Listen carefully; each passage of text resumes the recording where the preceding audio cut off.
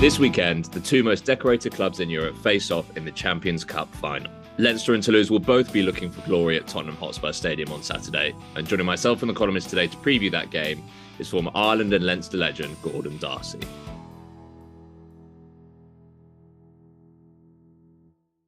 Gallagher Premiership is done and dusted. We've got our semi-finalists. A big congratulations to Bath, who not only secured a playoff place, but a home semi, as well as Sale, who facilitated that home semi, as well as their own qualification by shocking Saracens on their own turf. We'll do our fair share of Gallagher Prem stuff over the next few weeks. Today, not so much, because it's the week of the Champions Cup final and Challenge Cup final. Champions Cup, the two best sides in Europe, I think it's fair to say, the two most decorated clubs in Europe, the two best nines in Europe, maybe the two best players in the world going head-to-head at the moment. It's pretty box office, and joining us today as we take an in-depth plunge into previewing it is former Ireland and Leinster legend and the second highest number of Leinster appearances with 257. Gordon D'Arcy, how are you doing? Not too bad. Thanks for having me, guys.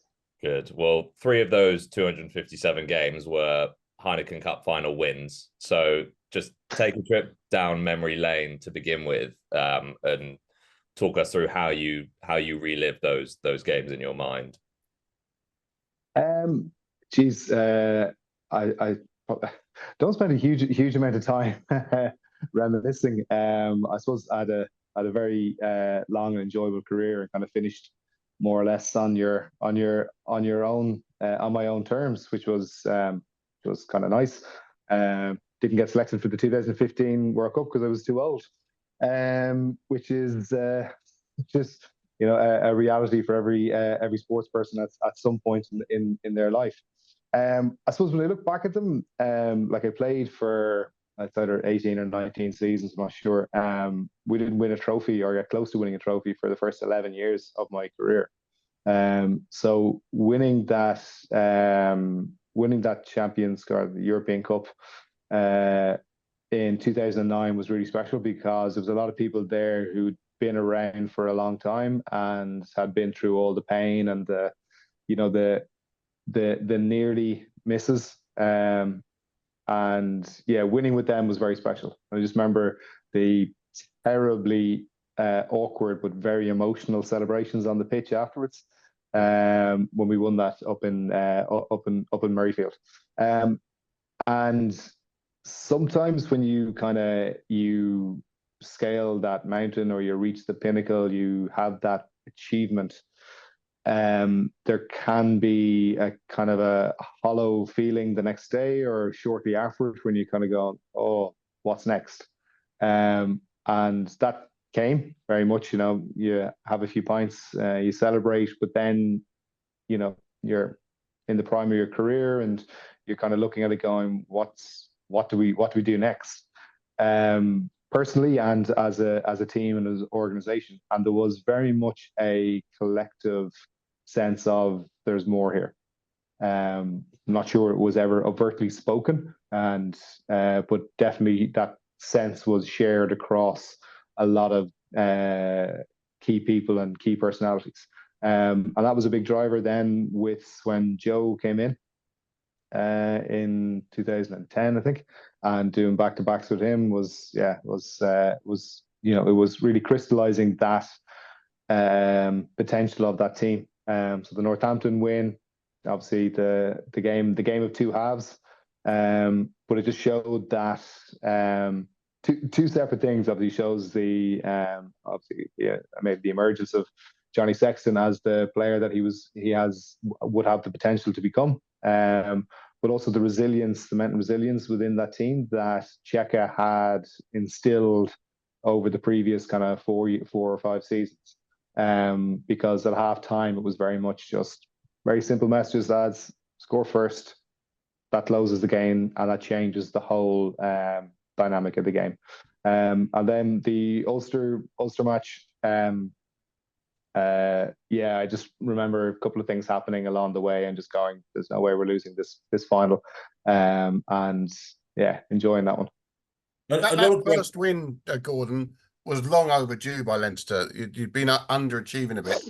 considering the talent you had in the squad. But how important was the catalyst that Rocky Elsom provided that season? Did he give you a little something different, which made a difference at important times? Yeah, just the first thing you said there, that I don't think we were underachievement. I think that's a retrospective bias, perhaps, of saying, well, you won with these players, you didn't win with them previously. I don't think we didn't have the right people on the bus to win. We didn't have the right mindset. We had lots of things that were below par. So I don't think we underachieved. I think we were a fair reflection of what we were at that time. I think Cheika was the main catalyst for that change. Got the right people. First, like any good leader comes in, they've got to sell a vision.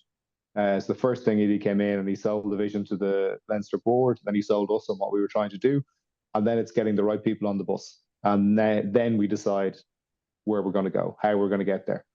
So over 3 seasons, getting some people in, getting some people out of the organization, and then Rocky was pretty important. I think he had 13 players of the match in that season. So he showed up in really, really big games. I think that was the season that made him a global superstar, but also potentially broke him, because he played 3 seasons back to back, with no real time off. But I think in those close games, you go back to Bloodbath or Bloodgate in Harlequins, Munster, and he was big in those matches. It's a process, as you've just described, Gordon. But is it too sort of reductive to look back at that heavy defeat in the what is now the Champions Cup semi-final against Munster? I mean, it was 30 points or something like that. A lot of great sides build themselves from the rubble of quite a cathartic experience.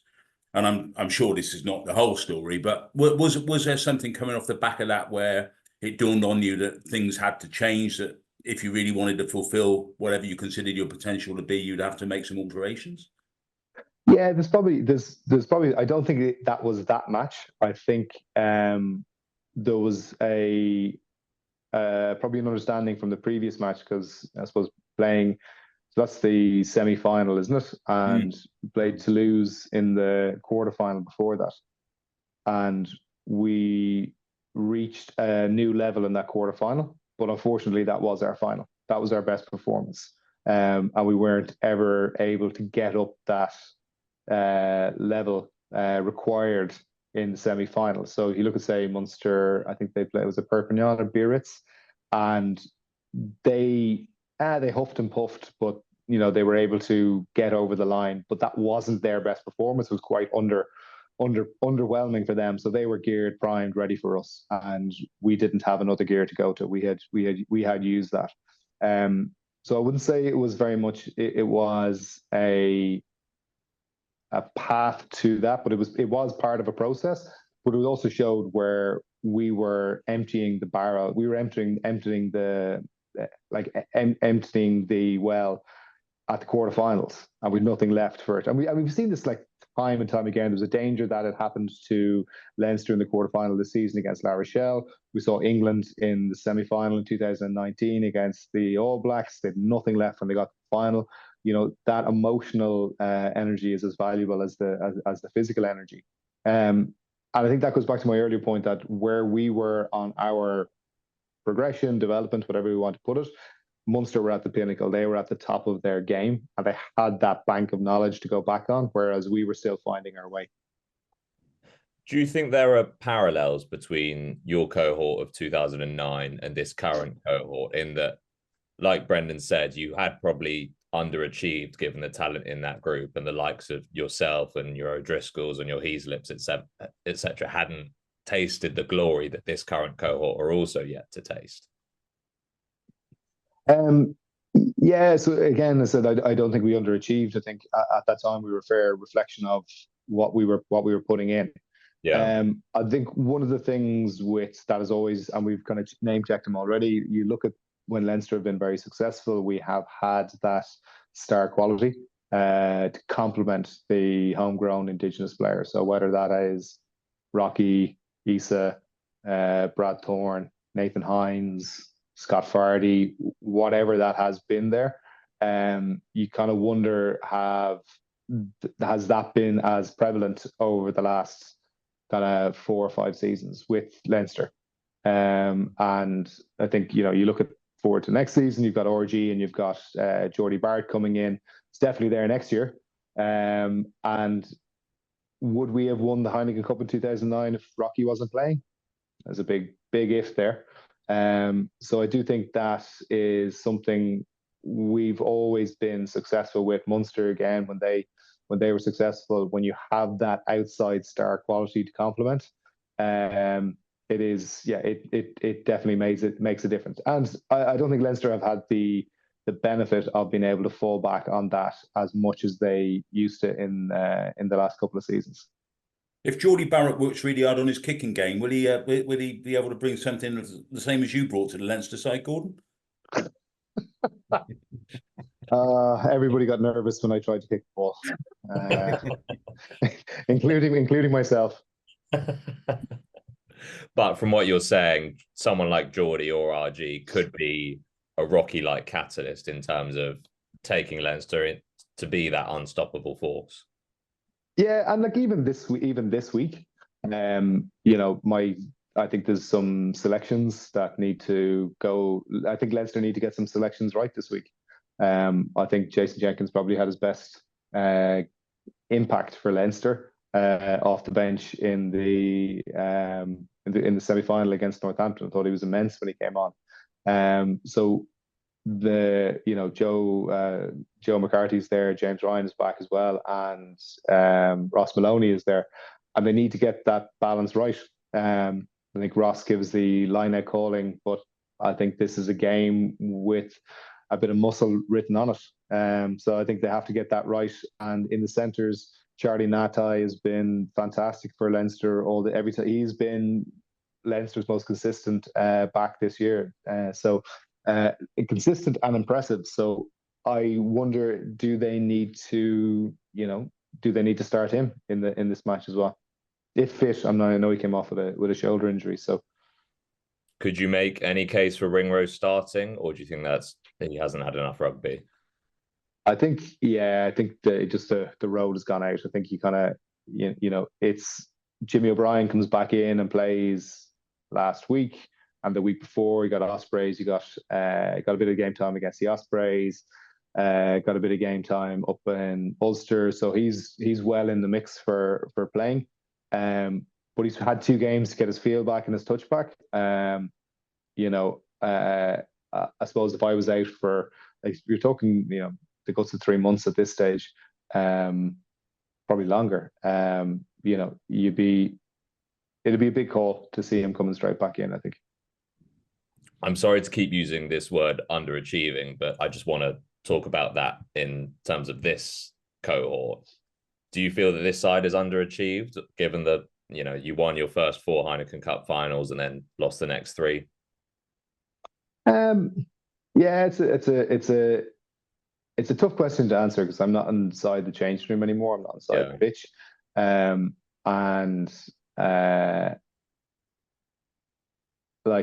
so they've lost 2 to La Rochelle, and then, oh my God, the third one was Saracens. Yeah, of course.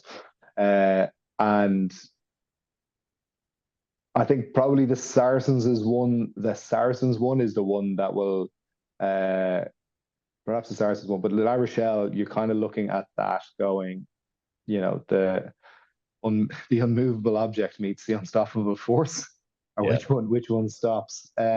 I don't think it's a sense of underachievement. I think they will look at it and feel they definitely should have got at least one of those 3. I don't know which one it is, but to a certain extent they were a little bit outgunned in 2 of them anyway. So you kind of have to look at what you have, and you also have to be careful with a view. It's only one side of the view. You look at, it's not like they lost to a team that just poxed out of nowhere. La Rochelle, one of the most dominant team in Europe over a 2-3 year period, and Saracens at the peak of their powers. I think what is a testament to this group of players is that they're still coming back. It hasn't derailed them yet. So I think they do need to get this over the line. I think for all of that pressure and all that sacrifice to be worth it. So you don't want to fall into that almost. And then how much emotional baggage and mental baggage does that carry? Do you end up carrying around? Funnily enough, I think some of that applies to Toulouse as well. If you asked anybody who are the two giants of European rugby, it's Leinster and Toulouse, basically. But since 2012, you've only won one European title apiece. Yeah. And the giants of European rugby in the last 11 seasons have been Toulon, Saracens with 3 apiece, and La Rochelle briefly with 3 consecutive finals, 2 wins. So although you've got these 2 incredible sides, 5 championships on one side, 4 on the other, I think they've both got a bit to prove, actually, as a group. So which only adds to the mix, really, because it was already an enticing game anyway. But I think you've got 2 very hungry sets of players there. Yeah, and I think they're more like over a longer period of time. I suppose that's probably where more recently you would say it's more over the last 10 years. It's much more competitive setting, as you said. 2 teams with 3 apiece, 1 with 2, and then another. So that's quite a competitive landscape. But you go back over history, over time, and like Leinster really are only in there since 2009. Toulouse are the only team that's been winning the inaugural cup. I think it is a big challenge, particularly in France and more so now in the URC, that when you're competing on 2 fronts. So as much as you're saying, the European Cup or the Champions Cup doesn't happen in isolation. Toulouse have been very good, have been very proficient in the top 14 recently. Unfortunately, the toll of the top 14 does play into a lot of teams, and very few, if any, teams have done the double domestically and in Europe. Actually, I should know this, but I don't.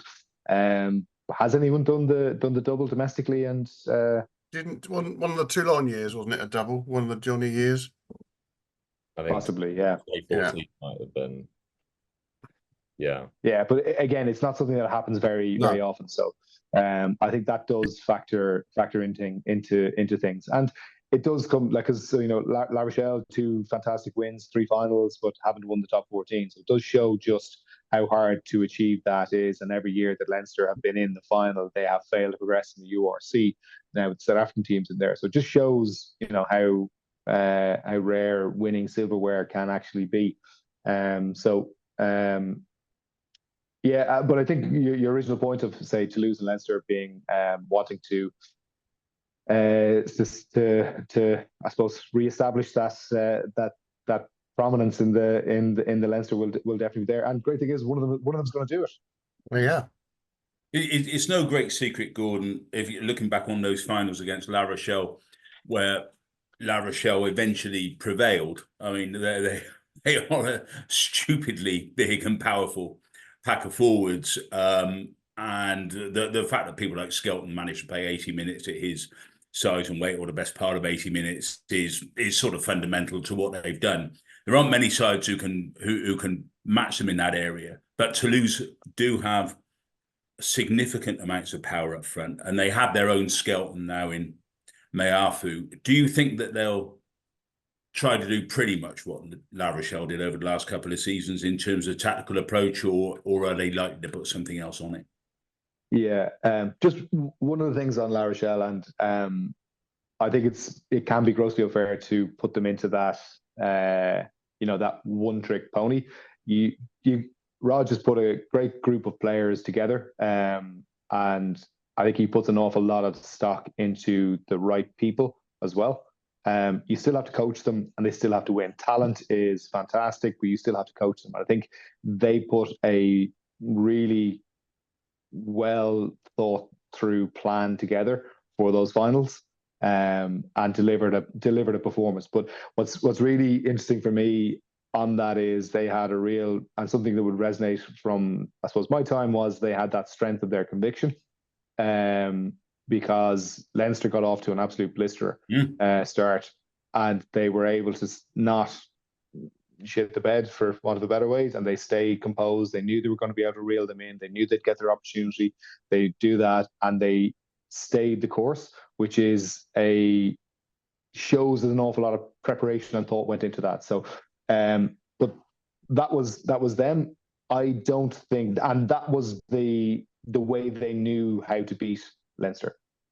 The results with Leinster and Toulouse, I think it's 13 or 14 meetings, and it's more or less 50-50, depending. I think it's maybe 7-6 or 8-7 to Leinster. So they're very evenly matched teams. I think if Toulouse looked to try and replicate the way another team play, it'll take away from how they play the game and how they have been playing the game. And I think that would tilt, for me, and it would tilt the game in Leinster's favour. So I think this is a really fantastic match, mostly on the basis that you have two teams that can be quite mirrors of each other. And for me, I don't think it will be about negating the opposition. I think what I hope is going to be a game of who plays the better, who plays their style the better on the day. And there's slight nuances in how they play, but I think there are similarities between how both teams play. The sort of elephant in the room, and I suppose let's jump into the specifics of Toulouse now, is the Dupont factor. And I just want, obviously, Gordon, you've played against some wonderful players in your time. I think Dupont is up there with the very best in the past generation, really. When you play against him, and obviously last time Leinster played Toulouse, he actually went to fly half pretty early on because Untamak went down, so it maybe slightly changed things. But say that axis stays for the full 70, 80 minutes before one of them is hooked, potentially. Do you put him down as just another player, only one man, or do you think it's more effective to call a spade and say he can do anything at any point and create a sort of mitigation strategy for those instances? Yeah, so I've again played against some incredible French scrum halves. So like Elisald, Yashvili, players like that who just can create something out of nothing. Michalak, all these guys. I think the way we've been successful against scrum halves like that is you accept they're going to do something that you can't defend, you can't plan for, you can't preempt for, and you just rely on good defenders to be able to deal with it and good generals on the field to be able to scramble back into a point. There's two strategies you can deploy. You can do what Munster did 2 years ago, basically man mark them. And basically they said either anyone in the back row, and anytime they could get a finger on them, they grabbed them, dragged them to the deck, and they just attacked the ruck and indirectly and directly targeted him. But Toulouse ultimately won that game. So, if your whole mission is to stop him, Toulouse will find other ways to beat you. I think Ireland have been very successful with their kind of 3+ policy against Dupont. So what I mean by that is so he's successful himself about creating breaks and everything. That just comes down to simple, defending. You need a defender either side of you when you're facing up against him, and then he's either going to kick, run, or pass, and you've just got to react to that. But his trail line is the bit that causes so much damage, and his offloading game. So that kind of policy of 3+ is, so when somebody is looking for the offload on the Toulouse side, whoever is on that inside, that once they have seen Dupont on a trail line, they have to follow him and they have to pick him up. and it is absolutely backbreaking work, because he could run 15, 16 of those in a game. So you've got to do a 30-meter sprint just to make sure that the offload isn't thrown. So it's almost that preemptive work, but it takes energy from somewhere else in the game. So it's real selfless work. And then the other thing is, and the same thing applies when you're defending him then, that if you're the inside defender, his ability to get offloads, that if you knock off for a split second and he creates that offload, it's, it can be good night and good luck. So I don't think Leinster are going to target him. I think what they will do is, I think their defence will, I think they're going to play that high press defence that Jacques Nienaber has created and designed. They're going to go up high. It's going to put an awful lot onto him, that he's going to carry an awful lot more and look to create.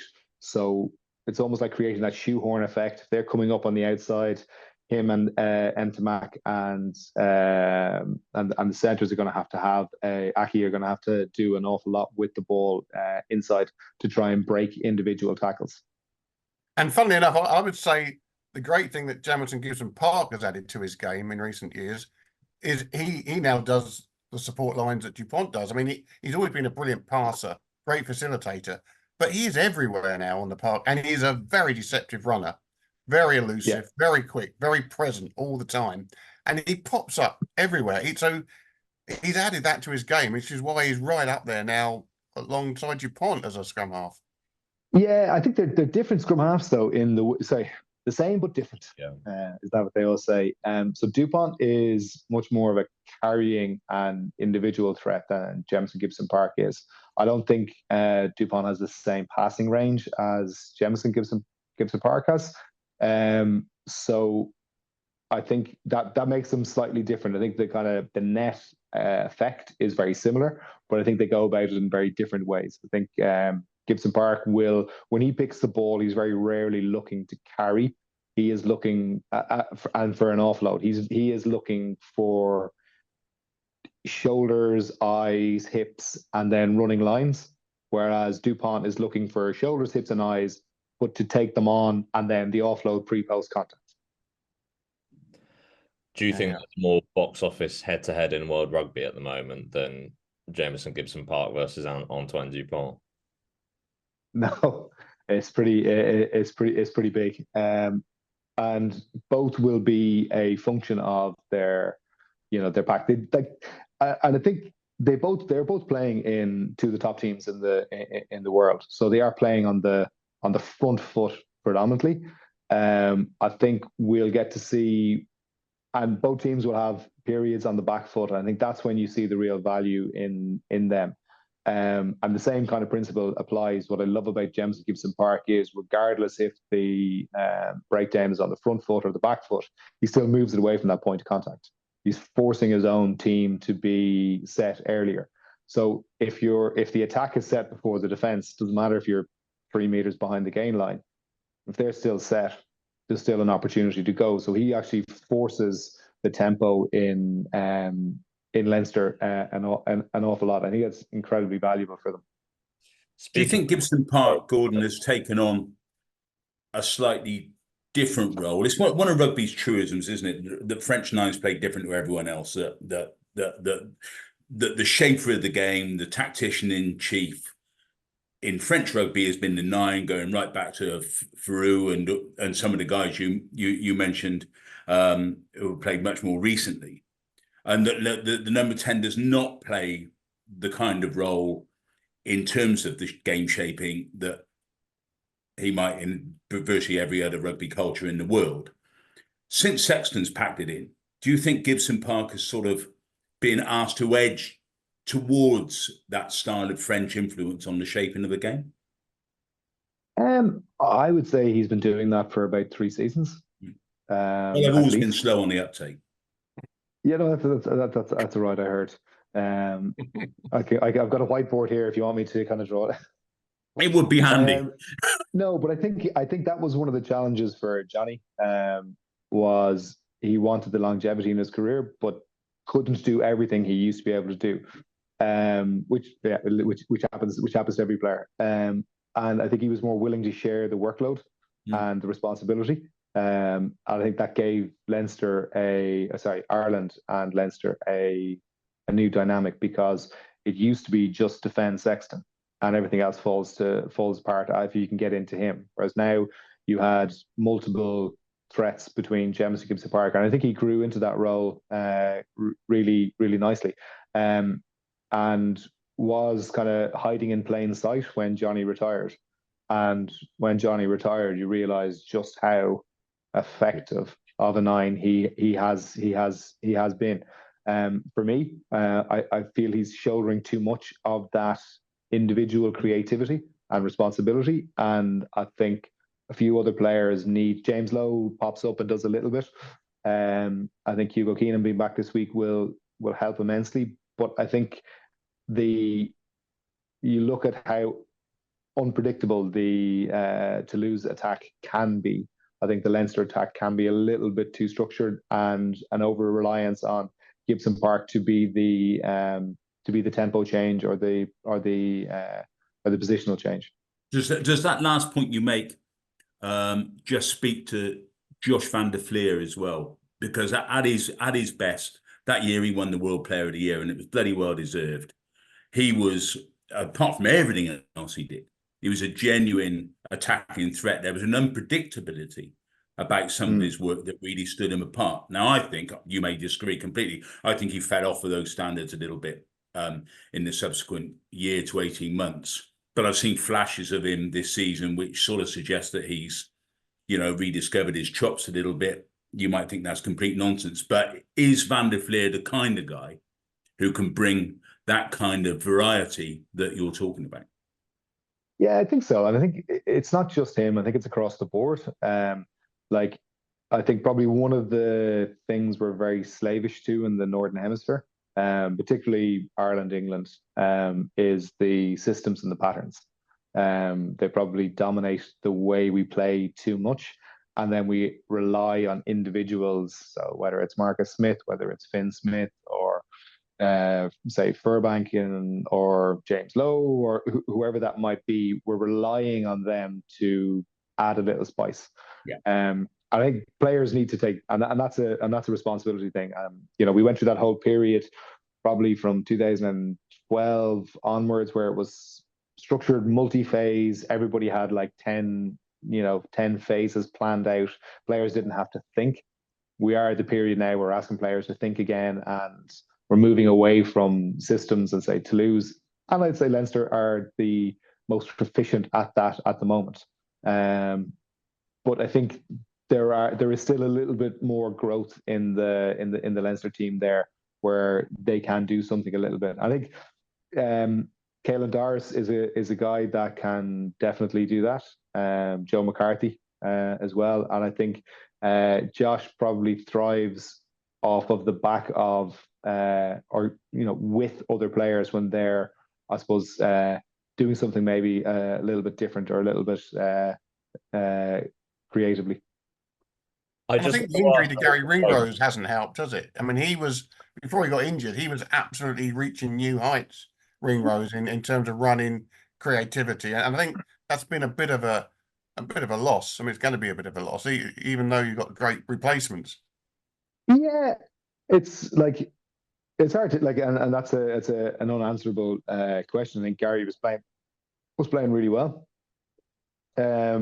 I think it was probably 12 months ago he was hitting that season. It was in the 12 month, the lead up to the World Cup. I think he was probably the best centre, definitely in the Northern Hemisphere for a sustained period of time.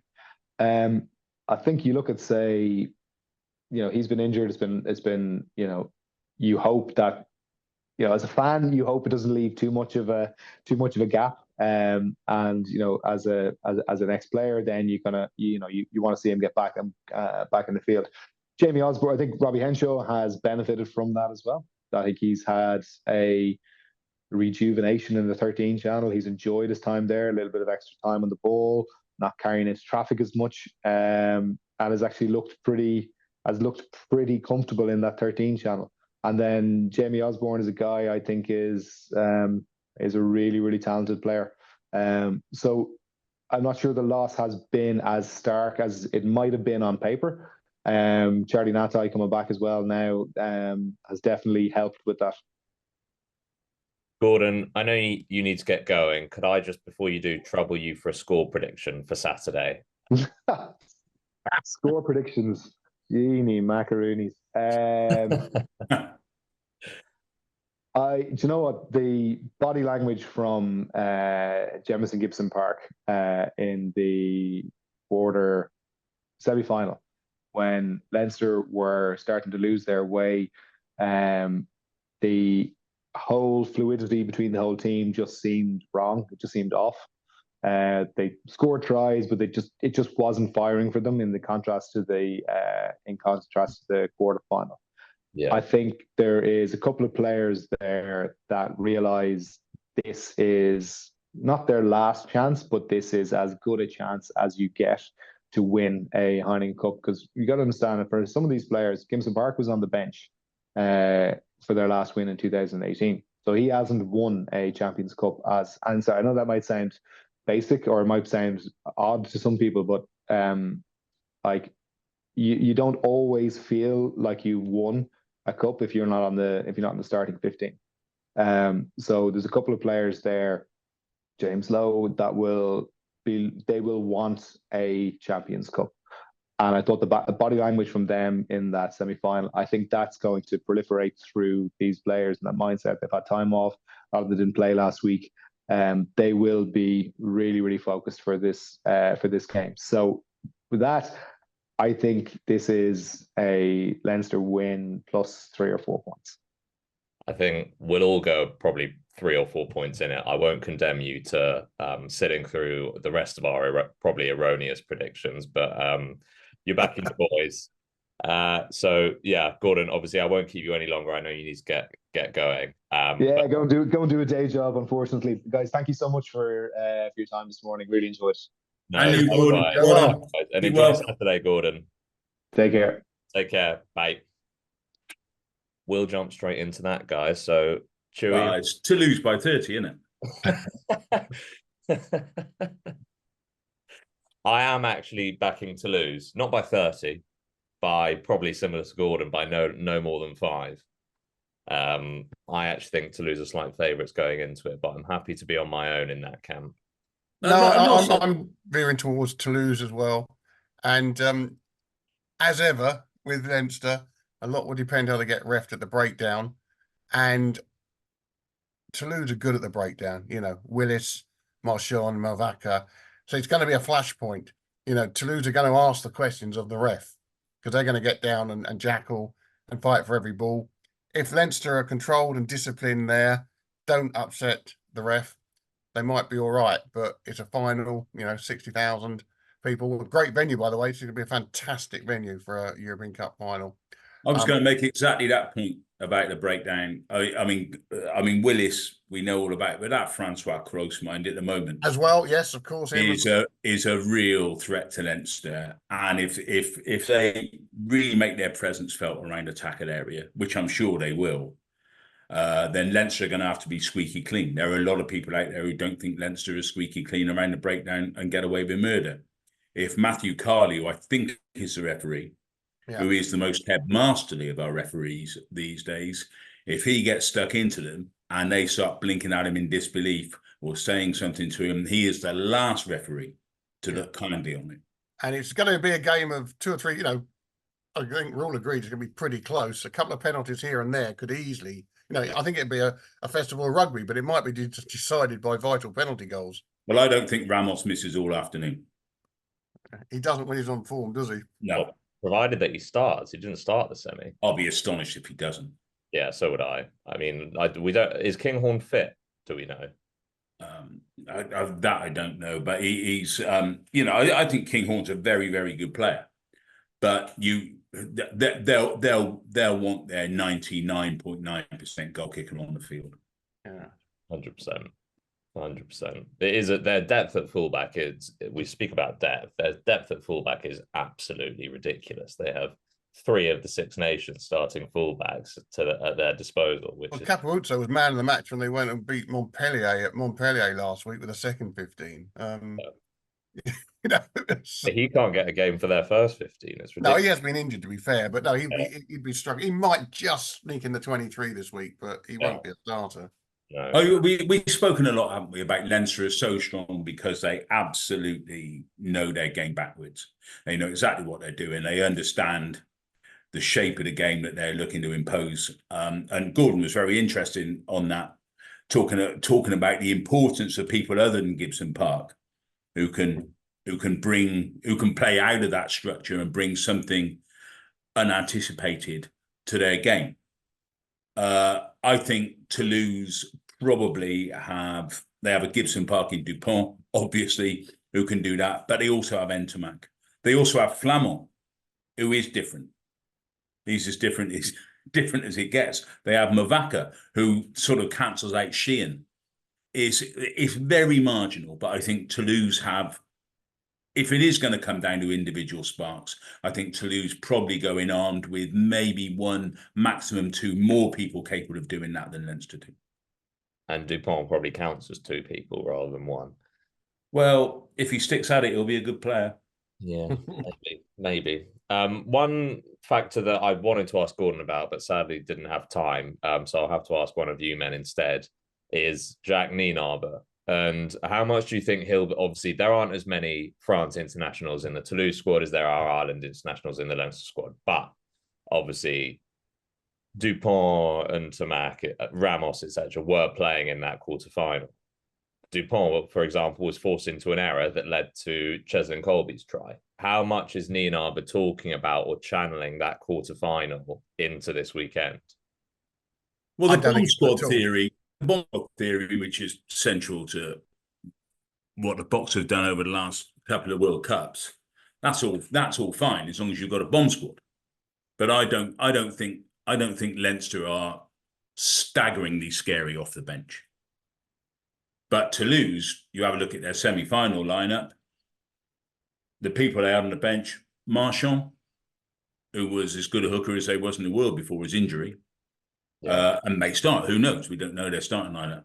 You had Arnold, you had Chocobares, and you had Ramos on the bench. I think that packs, or the equivalent will pack, maybe a little bit more than Leinster bring off the bench.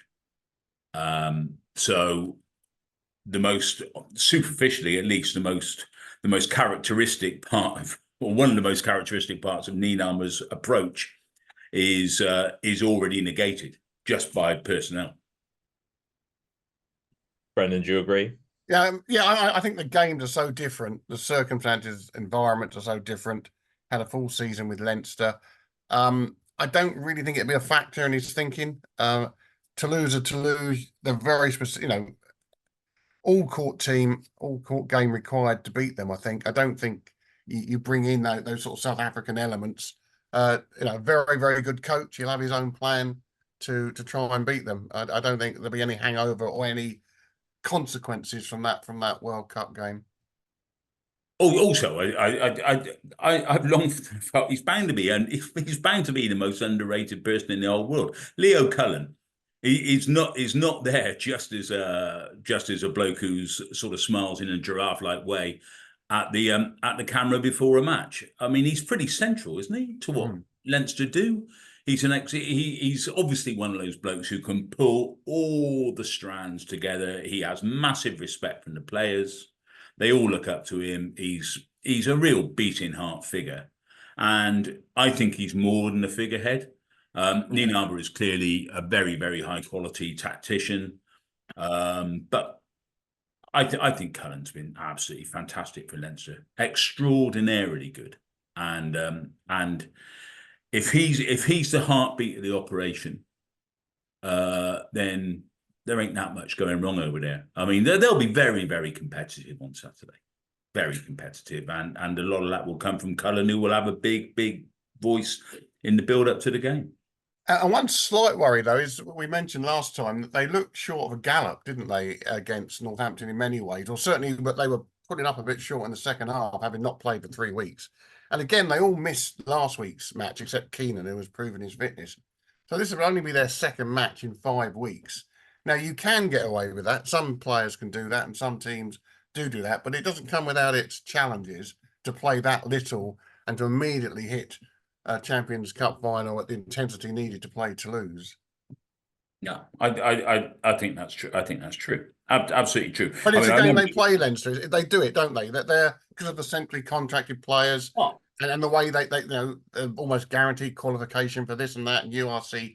They've always played that game of resting players for a bit, but seems to have gone into overdrive at the end of this season. Well, half of them never leave Dublin, so this is tough. This is tough anyway. They've got to go all the way to London. It's a nightmare. The thing is, you were doing so well, Chewy. Well, indeed. I mean, I have. Hey, look, it's entirely up to them how they run the shop. I remember the All Blacks. I remember Graham Henry. I think it might have been in 2007, the 2007 World Cup, where none of the All Blacks played Super Rugby. He kept them all in cotton wool simply to avoid injuries ahead of the World Cup. And he got knocked out in the quarterfinal. Yeah, and then they only played them occasionally in the pool, which indeed, the 15 could have won.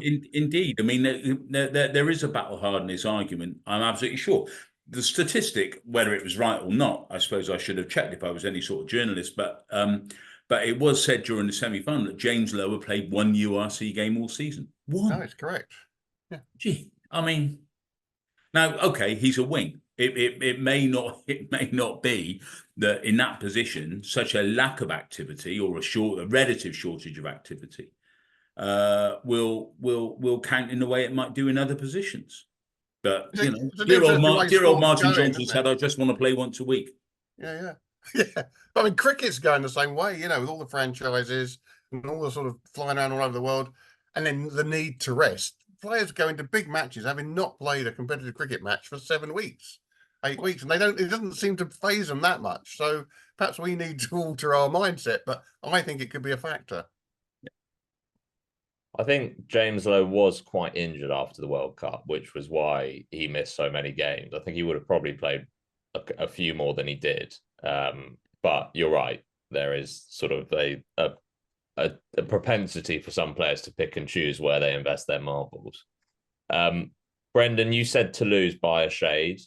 Chewy, you were typically diplomatic about it. If you really put me in, I find this really difficult one to pick. But if it's, I think Toulouse start as the slightest of favourites. But we do know, and it's a terrible stereotype, and it's not quite the same as it used to be in the past. But if they do get on the wrong side of the referee, then things wheels can come off. But I think if I was a Leinster supporter, I wouldn't be hanging on to that as my life raft. That's for sure. I think Toulouse can hurt you in so many different ways. And I mean, they had their off moments in the semi-final as well, didn't they? Where things weren't going particularly well, and then Dupont takes even more stuff on himself, and he begins to get shut down, and there's the odd fumble and what have you, and suddenly he looks somewhere near mortal, and that sort of runs right the way through the team. But I do think, on paper, as they say, I think Toulouse just edge it in terms of personnel. I think they're a hell of a good side. Yeah. Refs, it's Matthew Cardy, isn't it? Yeah. Never knowingly uttered a word of French in my hearing. He doesn't know a word of French, did you say? I've certainly never used it. I've never heard him speak French either. That's a fair point. No. Well, Tony Spreadbury was the same until he said "Jouet, you plonker." Well, they didn't. Well, JP Doyle said he was fluent French, didn't he? Yeah. I don't think I'd ever heard him speak French. Oh, JP. I've heard JP. Yeah, I've heard him reference French. Well, I'll play that back then. And Luke Pearce is very good these days, and he doesn't get looking mysteriously. Yeah. Well, so all three of us are going Toulouse by a shade, but we really are hedging our bets. With the Challenge Cup final, I'm sort of more emphatic with my Sharks prediction. I don't know. I'm with you there. I just think that, I mean, if they turn up, yes, and you I mean, God knows. with the whole South African thing and flying up here for a game of rugby and all that. But it is a final. I mean, they're be interested enough to play it.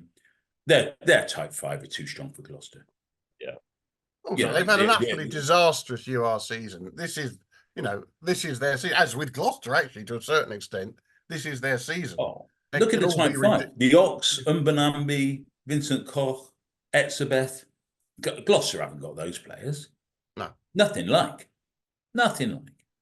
I love Gloucester as a club. I'd love to see them win. They're absolutely terrific. They're like, they're a proper rugby club, etc. And I think from sort of 6 to 15, they'll be more than competitive. But crikey, they're going to have to. It's scrum line out of maul.